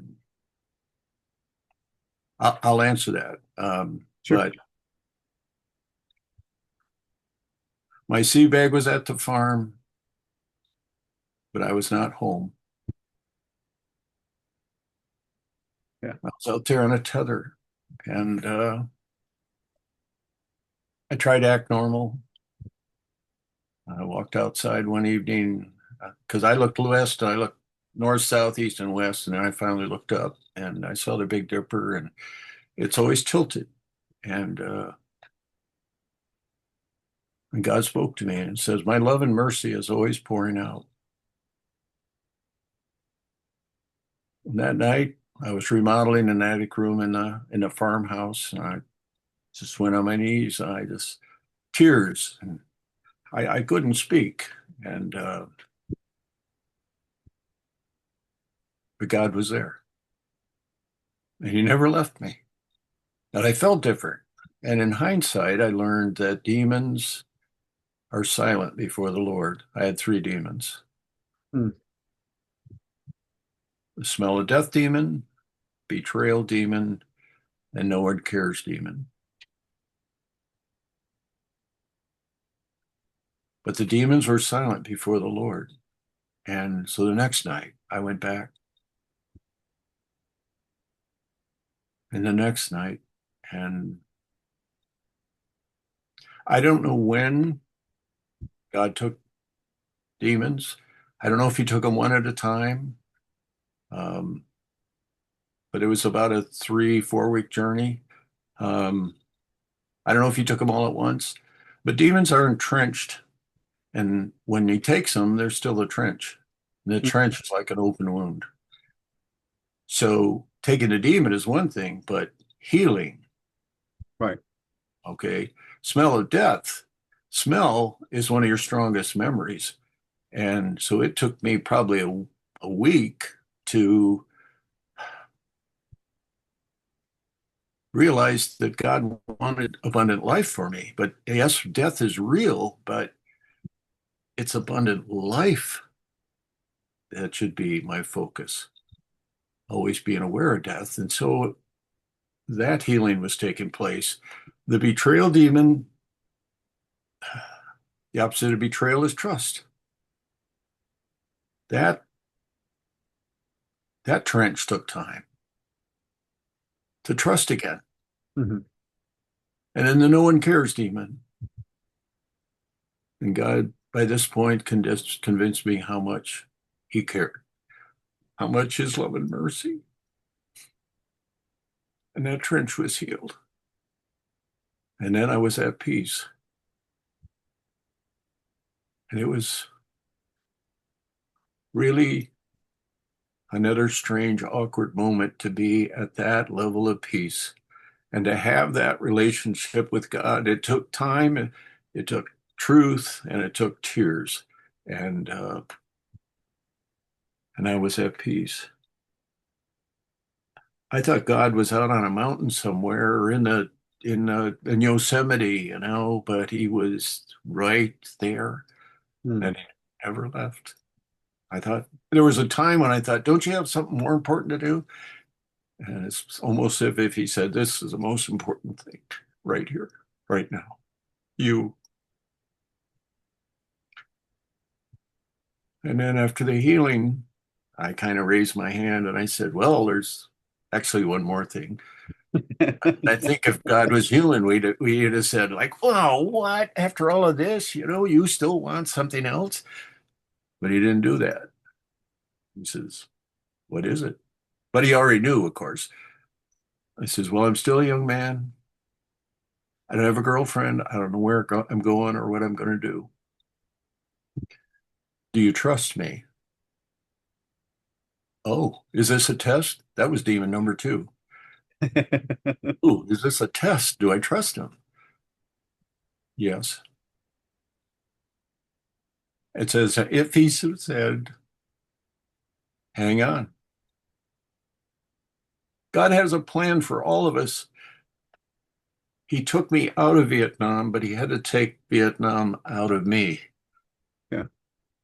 for his plan, his purpose, his glory. He took me out of Vietnam, and then he had to take Vietnam out of me. I didn't know all this. You don't know it when it's happening. You don't know you're on this journey. And then he said, as if he said, well, hold on. I met my wife a month later on a blind date, and we just celebrated 50 years. Ferris sent me a veterans workshop. I didn't go apply at Ferris, so they showed us all their programs. They were just starting this media production program. I Right. said, well, what do I like to do? Well, I like photography, I don't know if I can do it for a living. And God just opened doors. He kept opening doors. And even I'd look back on those times and then like my wife, I go, wow, how did I end up with somebody so cool? And then I'm reminded, well, you prayed for her. So that was really a crossroads. Hmm. And my faith took a quantum leap. It was not immature anymore. I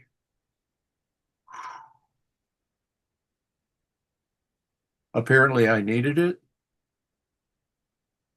for whatever he had for me. And I think maybe for today, this story is for his glory. I think there's so many people that need help and healing. And it's important that if you didn't have demons before, that means they're not permanent. Hmm. They can go.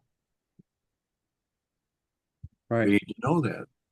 And if he can heal a nobody in a attic room in a farmhouse in rural Michigan, he can heal you. And I'm talking to you, um, you out there, whoever's listening. There's healing. It's going to take time. It's going to take truth. It's going to take tears. But I'm living proof. And after the healing, he used my wife in Lansing. He took me. My job was in Lansing. He used my wife in Lansing. He had a plan. So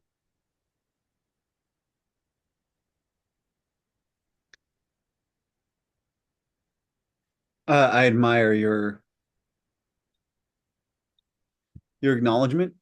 And maybe that's for lack of a better word, that God was just interwoven into almost every, well, I mean, he was interwoven into every aspect of your life from childhood to adulthood to service to finding your wife. I mean, God was every step of the way, he was there in some way. nobody's asking. I asked. And he says, hey, finally somebody's asking. Somebody believes in me, the most powerful being in the universe, and nobody's asking. Nobody's thanking him. Nobody's praising him. I am. I did. Do you think Do you trust me? He says. Yes. Hold on. You don't know what God's plan is. right? But if you're not following his plan, you're getting your butt kicked. Okay? He's trying to get your attention. And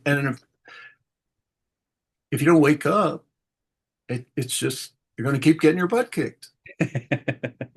He might get to a point where he says, "Okay, I'll just bless somebody else if you're not going to do it." Mm, Well, oh, what you could be missing. Uh, it the power of prayer. I don't understand its connection with God's hand, but it's connected. I don't fully understand it, but my mother believed it. All these, I mean, and I know where her faith came from. That's another story, but um,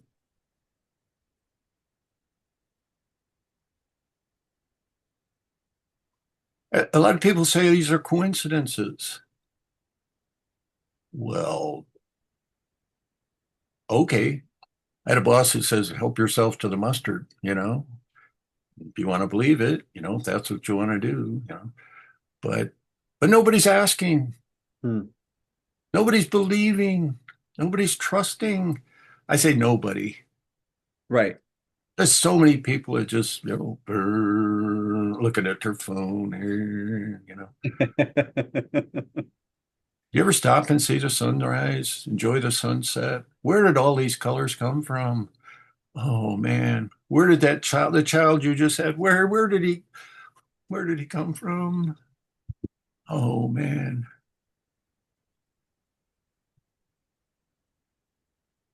Jesus says, knock and the door will be opened. And it sounds like you knocked on quite a few doors.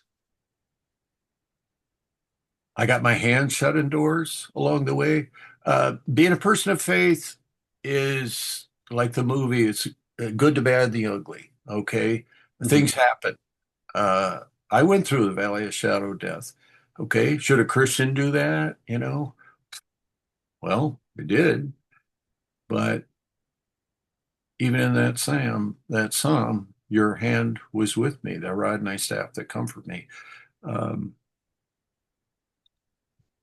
yeah.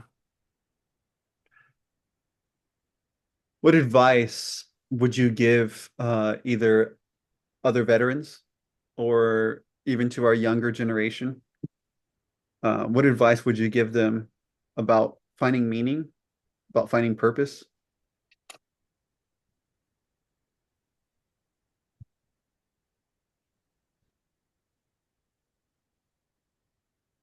If I set out to pick a wife, I wouldn't have ended up with Vonnie. If I set out to pick a career, I wouldn't have ended up where I was.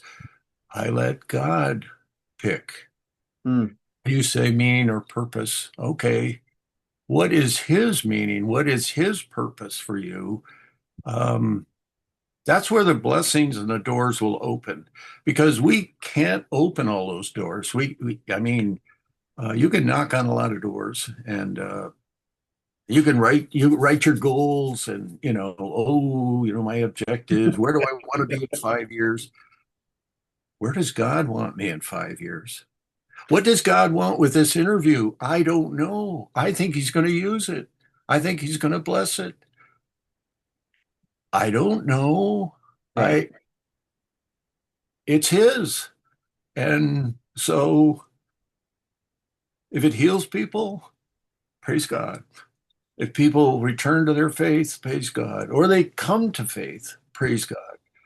Um, but it really wasn't me. Mm. But the doors opened and I stepped through. Uh, I was way deeper in my faith. I was more aware of his presence, serving him. Um, I got my hands slammed indoors, because I didn't ask him. We were going to buy a minivan this one time. Oh, yeah, well, this is what we want to do. We get there and everything fell through. It's like getting your hand slammed in a minivan. I'm on my way home, and here's this Ford van at the Ford dealership with reduced all the way across the windshield. I don't, that's what we were supposed to buy. He slammed my hand in the car door. I didn't ask him what vehicle we should buy. That van was the greatest thing we could have for a small young family, and everything we did. Maybe I should ask. It wasn't any fun getting your hand slammed into the door, Oh no, especially not with those ones. They were So the cars back then were actually had metal in them, so it was.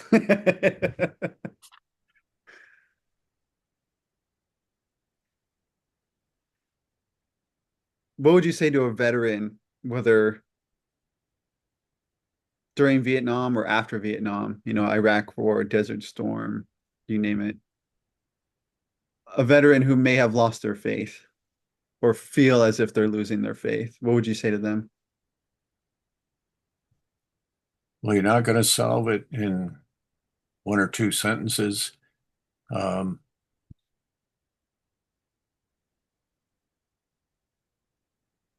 I think I might sit down to them and just say, talk to me. Tell me about it.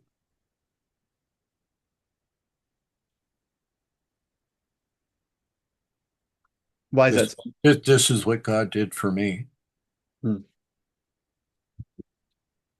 and He's there for you. I think everybody's seen the Big Dipper, and that His love and mercy is always pouring out. I had made walls, and during that healing process, the love and mercy, we build walls, but we don't build ceilings. Hmm. And the love and mercy came down, and not only was healing, but it undermined these walls that I had built. And not only was I healed, the walls faded away. But now I'm open. Oh, wow. But listening, I learned that we were hiking in this mountain in Israel, and we're halfway up this mountain, and I turned a corner. This woman is right against the mountain. She's not moving. It's on a narrow walkway. I thought, ooh, afraid of height.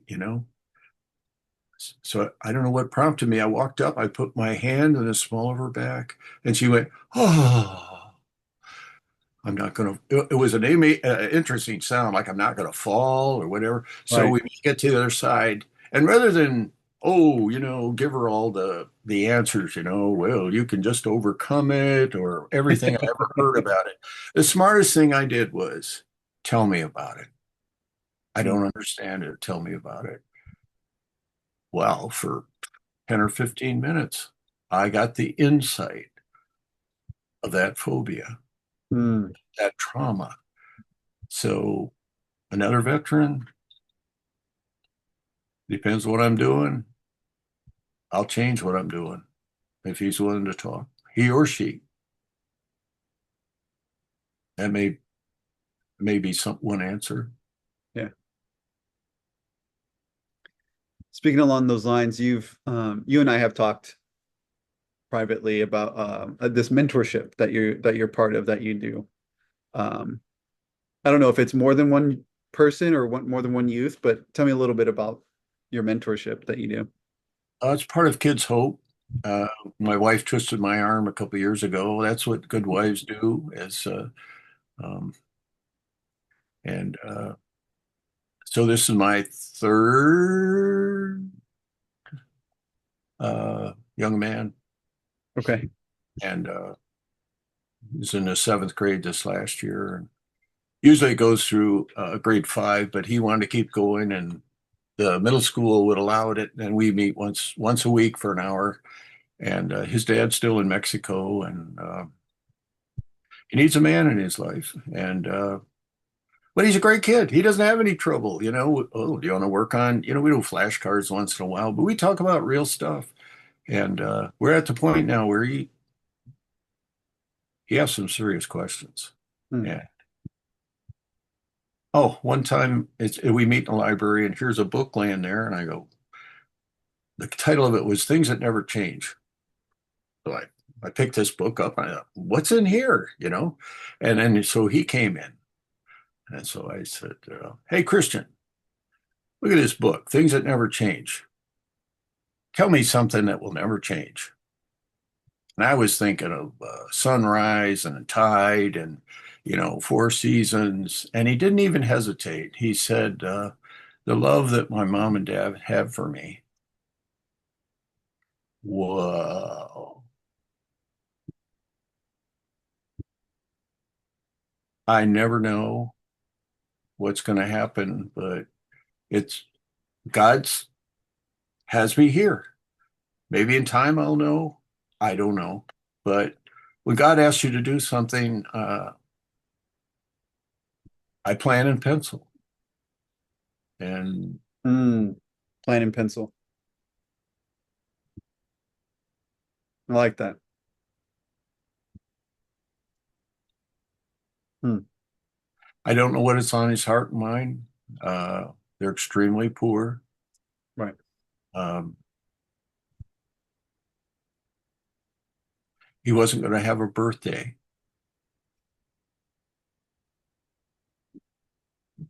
I gave him 20 bucks at the end of the meeting. Buy yourself something. So another week or so later, I goes, hey, did you get yourself a present? He said, well, he said, I saw my one neighbor. She took care of us. We'd slept on her floor and she got us up to go to school. And I gave her the $20.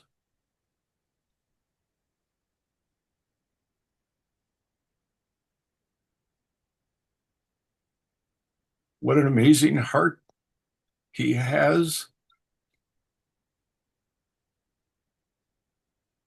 Yeah. Yeah. But God connected us. Okay. It wasn't on my plan sheet, it wasn't on my 5-year goal. Eh, you know,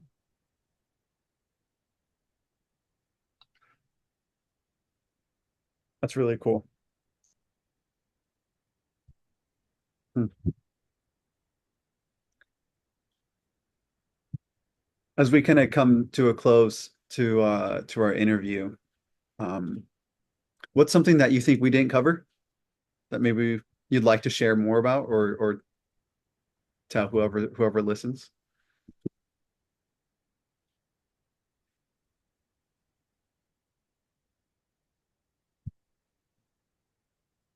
I'm continually reminded of the power of prayer.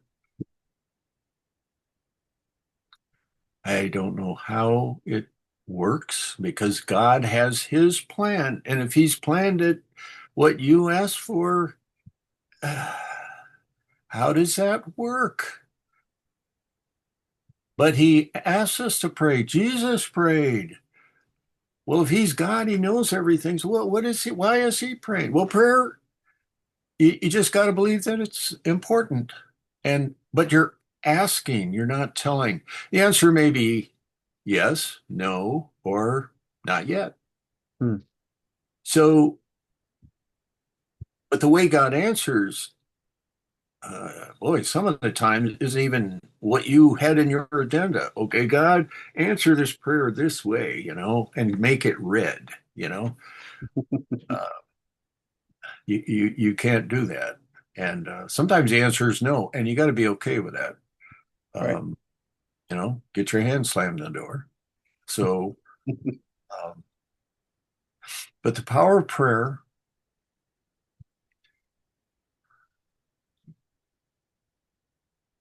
the hand of God, and it doesn't matter who you are or where you are or why you are or what you are, whatever those prefixes are. But it is right to give him thanks, to give him praise, to always be asking something in prayer.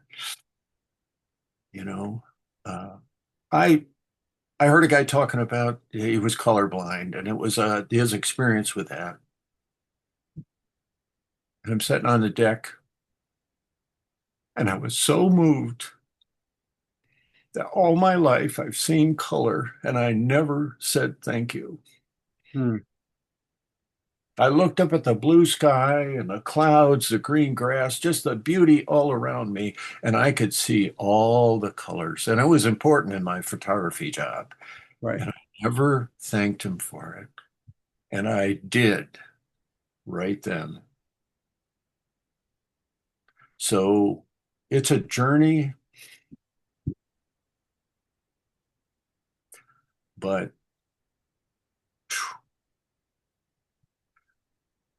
it's like the coolest journey ever. So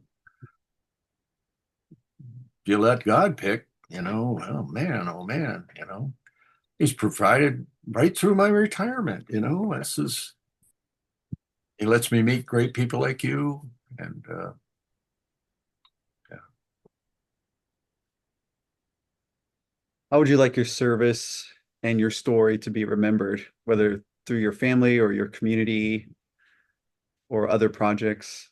How would you like it to be remembered?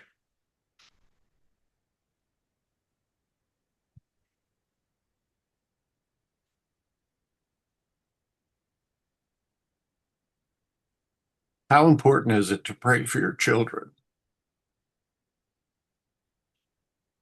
How important was it for my grandma to pray my name? How important was it for my mom and dad to pray for my safety?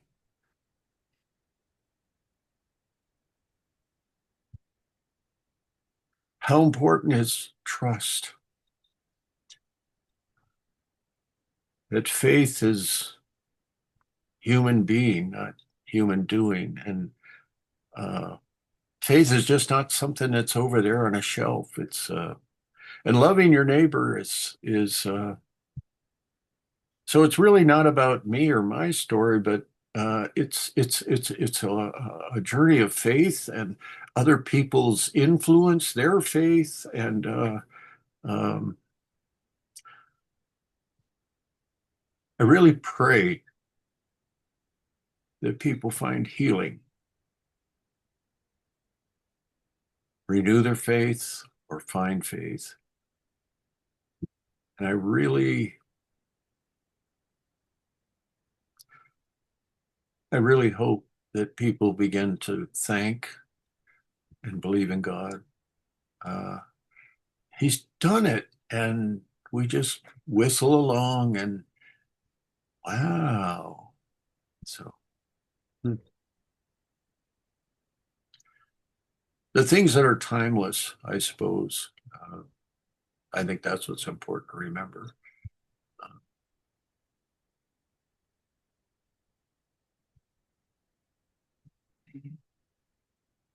Well, I've taken a good chunk of your time. And again, like I said, I want to be respectful. And you've been not only insightful, but also very candid and transparent and helpful for me too in my own understanding of God and the way my perspective can and maybe should shift. So thank you for that. It's been super helpful. Um, what last thoughts or hopes do you have, or any last things you'd like to get out?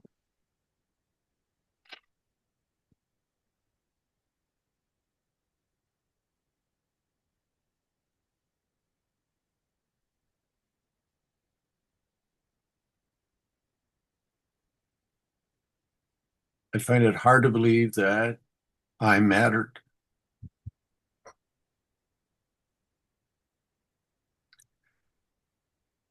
I didn't have rich, influential parents. I I'm not going to be in any who's well, I am in a who's who. Ferris, I ended up in some who's who book there, but not any serious book. And my life will pass on, and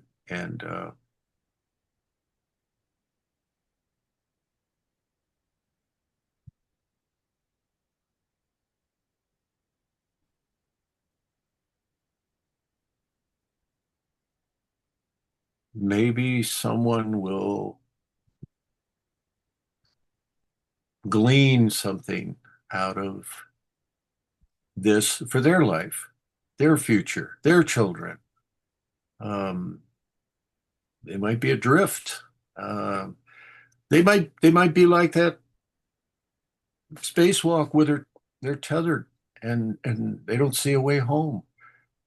Come home. Come home. And after the healing, home is not where my sea bag was anymore. Home was with my Heavenly Father. We were close.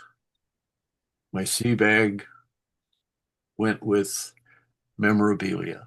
And for a long time, home was where your sea bag is. But now home is where my faith is. And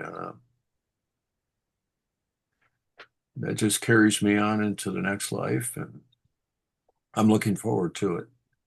Um, but like mentoring, if I can help somebody, uh, word of encouragement or joy. I've been thinking about joy, Hmm. but I've been so blessed. My wife is this amazing person. And I heard this line in a movie, and I use it once in a while. I should have married you more often. She'll do something tremendous. Isn't that a weird saying? That sounds really weird. She'll do something great, and like rather than saying it's unbelievable, you just say, wow, I should have married you more often. So I love a good laugh and yeah. I don't live in the past, but the past shapes us. We have to learn from it if you need healing from it. But what would God have you do? And who would you have you be? And he opens the doors and he pays the way.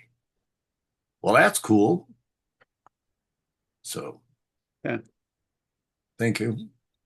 course. One final question. Have you stepped into a Denny's ever since coming home? Uh, yes, it is very important that that should not reflect on the Denny's Oh, restaurant. sure. Yeah, Okay, I do want to mention that. yeah. I was told that people from California were particularly bad in greeting Vietnam veterans. So that was an employee, Right. was not the Denny's. So please enjoy their big breakfast and their coffee. Their coffee is great. So Yeah. I like their Grand Slams. Their Grand Slams are that's what that's called. Oh yeah. yeah. Well, thank you, Leon. I'll let you enjoy the rest of your Saturday and yeah, thank you so much for this time. It's been insightful. It's been helpful. And like you said, I hope that this reaches, even just one person and wherever they're tethered, wherever they're at in their walk or their faith or their mental state, that it brings them home. You you don't have to be out on a tether. Welcome home.